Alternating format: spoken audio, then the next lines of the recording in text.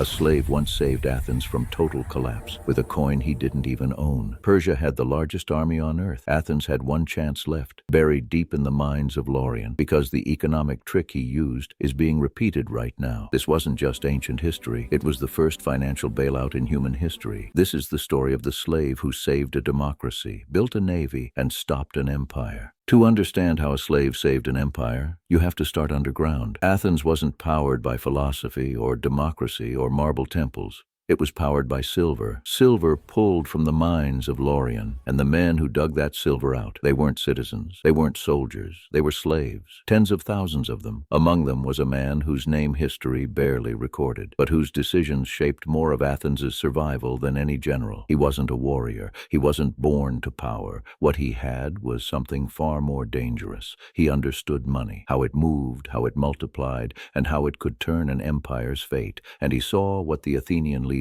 refused to admit. Persia wasn't just coming with soldiers. It was coming with unlimited money, the kind Athens didn't have. No navy, no reserves, no time. If Athens couldn't create wealth immediately, it would be erased from the map. But deep in the mines, the slave saw a path no one else could see, a financial trick so bold it would rewrite the future of Greece. Deep underground, the slave saw a solution no Athenian politician dared speak aloud. Athens didn't need more silver, it needed more money.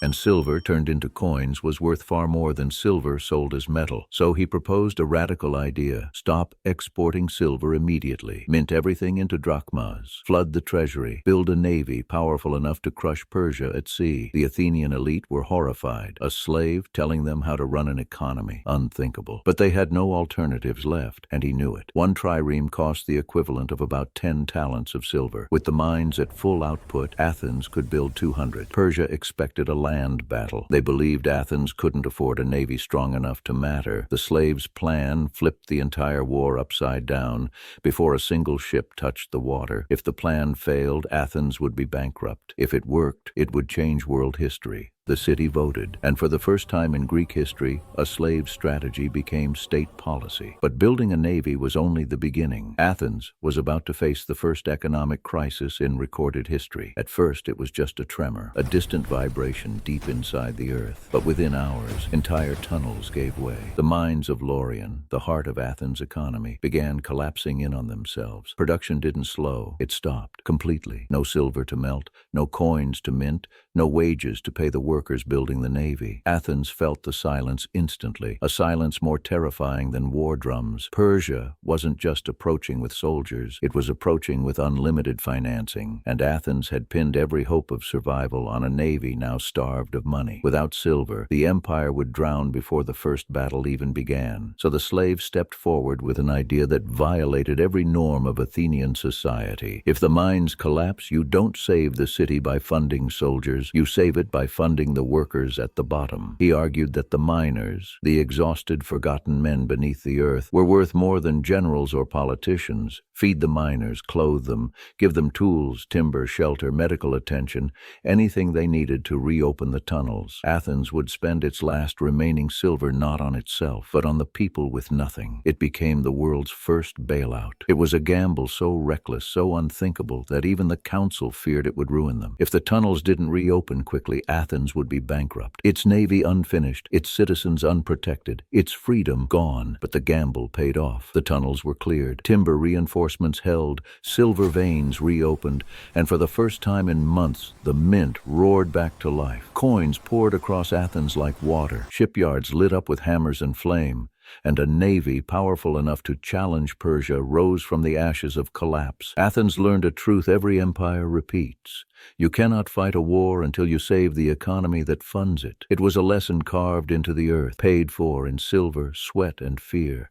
And it was a warning Athens would forget and pay for with everything. Athens believed its silver coin would stay pure forever. But when pressure rose, leaders took the fastest shortcut they could find. Shave a little metal off the edges, thin the coins, mix silver with cheaper alloys, and pretend nothing changed. But everything changed. Prices rose almost instantly. Merchants demanded more drachmas for the same goods. Soldiers refused their pay, knowing the coins in their hands were worth less each month. Inflation wasn't wasn't a theory in Athens, it was a riot waiting to happen. Today, the trick looks different. We don't shave coins. We create digital money, trillions of it, and tell ourselves value won't change. But value always changes. It always has, and it always will. First comes debasement, then inflation, then panic, then division, and finally, collapse of trust. Athens lived this cycle. Rome lived it. Every major empire in history lived it. Empires don't fall because they run out of money. They fall because people stop believing the money is real. Once trust breaks, laws don't matter. Armies don't matter. Leaders don't matter. The economy becomes a shadow of promises no one accepts, and the collapse begins, quietly at first, then all at once. Athens believed it was too advanced to fail. Rome believed it was too powerful to fail. Modern nations believe they are too big to fail, but money has no loyalty to the present. It remembers patterns older than democracy itself. And right now, we are repeating every one of those patterns. The slave who saved Athens understood something our world still refuses to learn.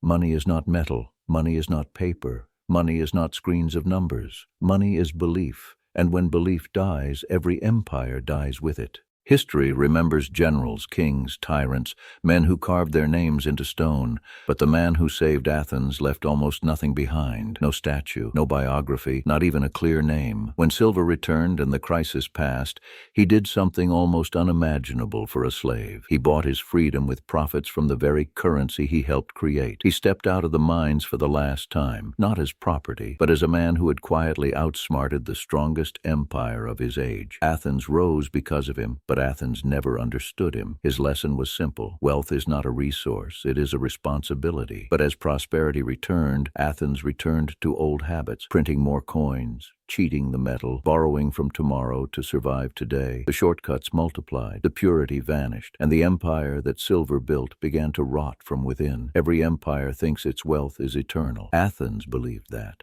Rome believed that. Even modern nations, powerful, technological, global, believe the same myth. But history is not impressed by size or ambition. It is impressed by discipline, and it punishes those who lose it. The pattern is always identical: growth, greed, debasement, doubt, collapse. To the slave, silver was never the point. Silver was only the vessel. What mattered was trust, the invisible agreement that turns metal into value and value into power. Money works only as long as people believe the story behind it. And when that story cracks, even slightly, everything built upon it begins to shake. Athens learned that lesson too late. Most empires do. Ours is learning it now. In the end, the slave left behind no school of philosophy, no political movement, no temple in his honor. His legacy was a warning, one carved not in stone, but in the memory of every empire that came after. If you misuse money, money will erase you. It erased Athens, it erased Rome, and it is waiting patiently for its next empire to forget the lesson.